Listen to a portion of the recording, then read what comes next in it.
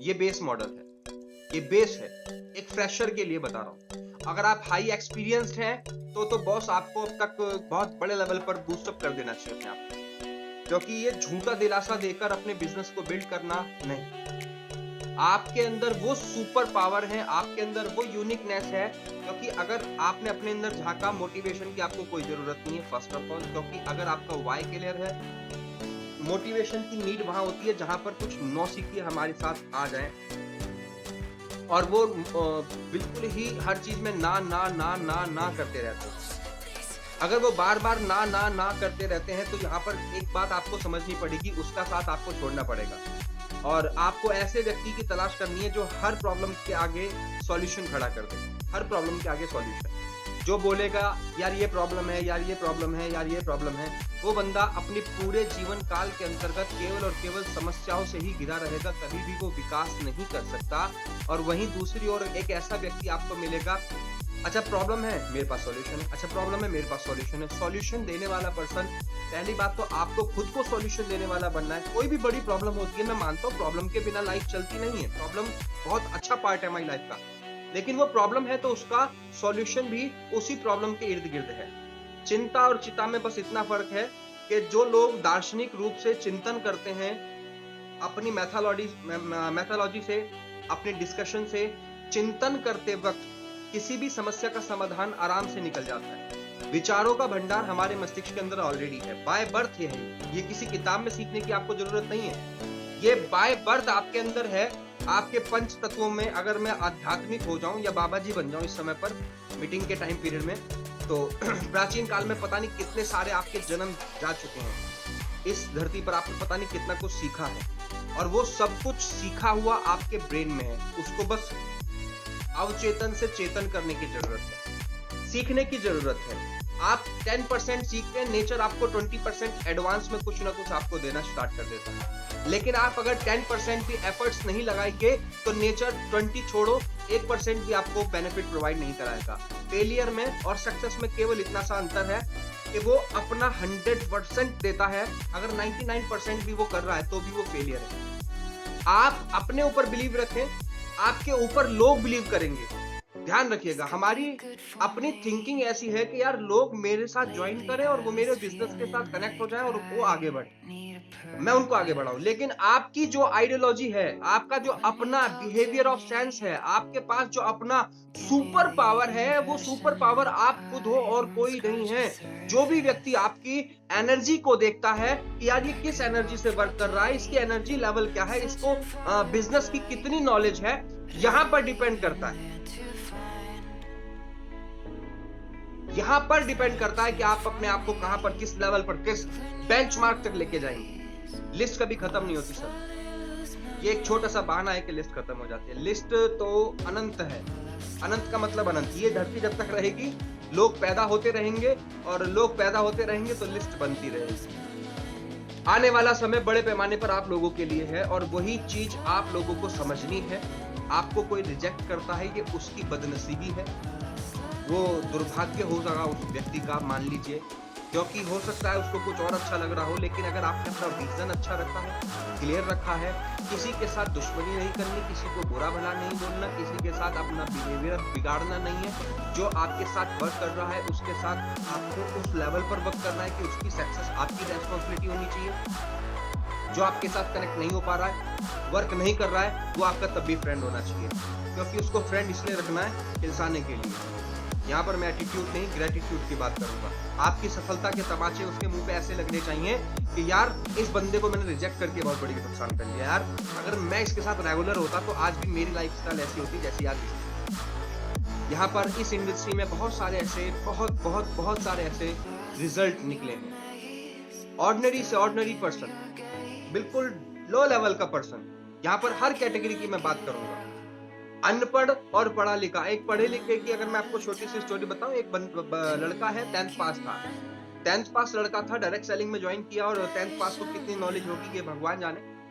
तो 10th पास होने के नाते अब वो किसी के भी पास जाता, जो भी उससे हाई एजुकेशन वाले पर्सन थे, वो जब उनको बोलता कि यार प्लीज ज्वाइन करें हमारी टीम और हम मिलकर बहुत बड़ा करेंगे, ये करेंगे। एक अगर सवाल पूछा जाता कि सर आपकी क्वालिफिकेशन क्या है, वो बोलता है मैं तो 10th पास हूँ।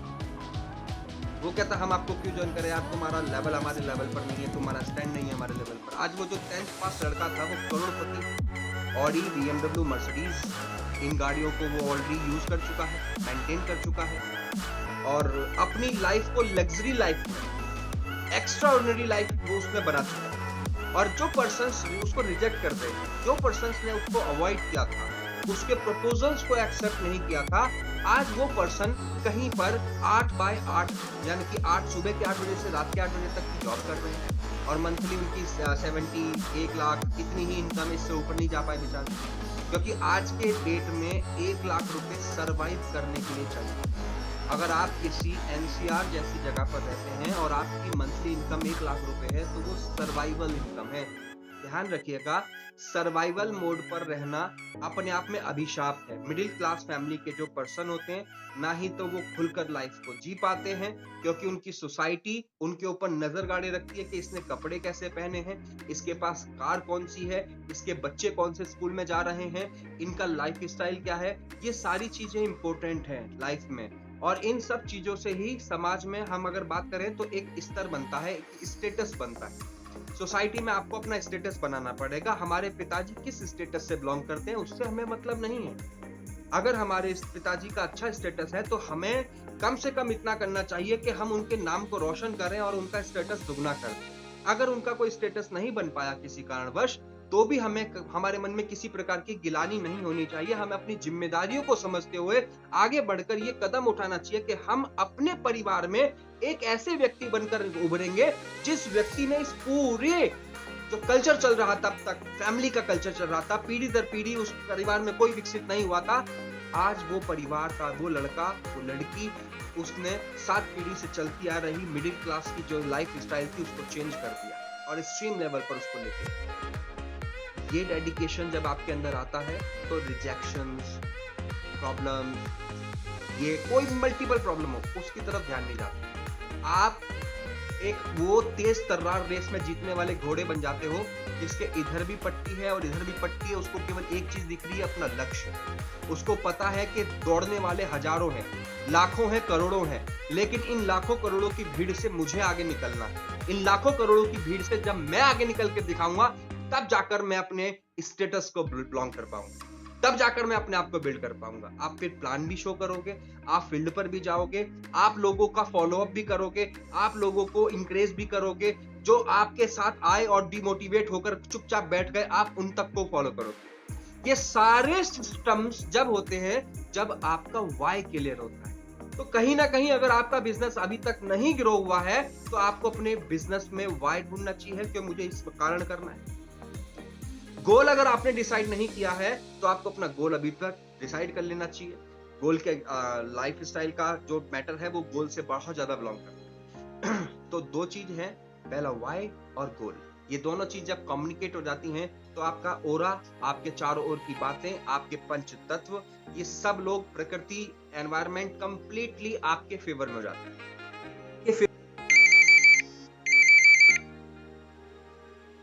अब आपके फेवर कौन सी चीज नहीं है और कौन सी चीज आपके फेवर में है, ये डिपेंड करता है आपके थिंकिंग प्रोसेस पर। आप जो सोचना शुरू करते हो, अगर आपने मूवी भी देखी हो, अट्रैक्शन की बात करूं, लॉ ऑफ अट्रैक्शन की बात करूं, इस बिजनेस में लॉ ऑफ अट्रैक्शन बहुत इंपॉर्टेंट पार्ट करता है। लॉ ऑफ अट्रैक्शन मेरा 1 लाख रुपए का पे आउट आ रहा है। लॉ ऑफ अट्रैक्शन मेरी टीम बहुत अच्छे लेवल पर काम कर रही है। लॉ ऑफ अट्रैक्शन मैं जो भी चीजें चाहता हूं मैं उनको विजुअलाइज कर रहा हूं और वो अपनी रियल लाइफ में हम उनको मल्टीपल कर रहा हूं। तो ये सारी चीजें लॉ ऑफ अट्रैक्शन के ऊपर डिपेंड करती हैं। जब लॉ ऑफ अट्रैक्शन का लेवल आपका बूस्ट होता है, यानी कि जो विचार आप इस प्रकृति को दे रहे हो कि मेरी लाइफ स्टाइल ऐसी हो रही है, तो रियलिटी में आपकी वो लाइफ स्टाइल ऐसे ढलनी शुरू हो जाती है, बशर्ते आप उस लेवल पर मेहनत भी कर रहे हो जैसी आपको लाइफ स्टाइल चाहिए।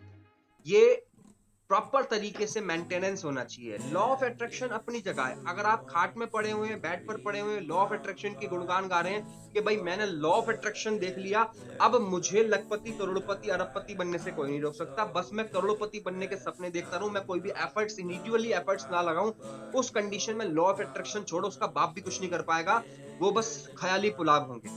और वहीं इसके विपरीत जब हम बड़े लेवल पर, नेक्स्ट लेवल पर मेहनत करना शुरू कर देते हैं, तो एक वो यूनिकनेस हमारे अंदर आ जाती है, वो शार्पनेस हमारे अंदर आ जाती है, जिस शार्पनेस की हमें नीड थी, जिस लेवल को हमें अचीव करना था। तो आप डिपेंड आपके ऊपर करता है कि आप अपने आप को किस लेवल पर लेके जाना चाहते हैं। क्या आप अपनी लॉ ऑफ अट्रैक्शन को, लॉ ऑफ अट्रैक्शन का एक पार्ट हो गया, प्लस में सेकंड पार्ट हो गया आपका इंडिविजुअल एफर्ट्स। अगर लॉ ऑफ अट्रैक्शन और इंडिविजुअल एफर्ट्स आप प्रॉपर तरीके से लगा रहे हैं, तो बॉस आपके जितने भी ड्रीम्स हैं वो फुलफिल होने से कोई नहीं रोक सकता, आपकी जो पे आउट है उसकी ग्रोथ होने से कोई नहीं रोक सकता, आपकी टीम को एक्टिव टीम में कन्वर्ट होने से कोई नहीं रोक सकता।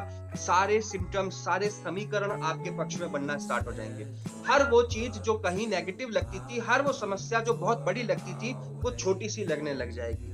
पहाड़ के आगे राई का दाना लगने लग जाएगा आपको। यानी कि समस्याओं का अगर आप बवंडर बनाएंगे तो समस्या पहाड़ जितनी बड़ी हो जाती है, और अगर आप उन्हीं समस्याओं का आप छोटा सा समझ, क्या है प्रॉब्लम, कुछ भी नहीं है, मैं इसका सॉल्यूशन क्रिएट करूंगा। जब इस लेवल पर आपकी थिंकिंग पहुंचती है, तब जाकर आपके अंदर रिवॉल्यूशन क्रिएट होता है। तब आप एक सिंगल पर्सन पूरी दशा दिशा बदलने के लिए कामयाब होता है। आशा करता हूं आपको ये टॉपिक क्लियर हुआ होगा।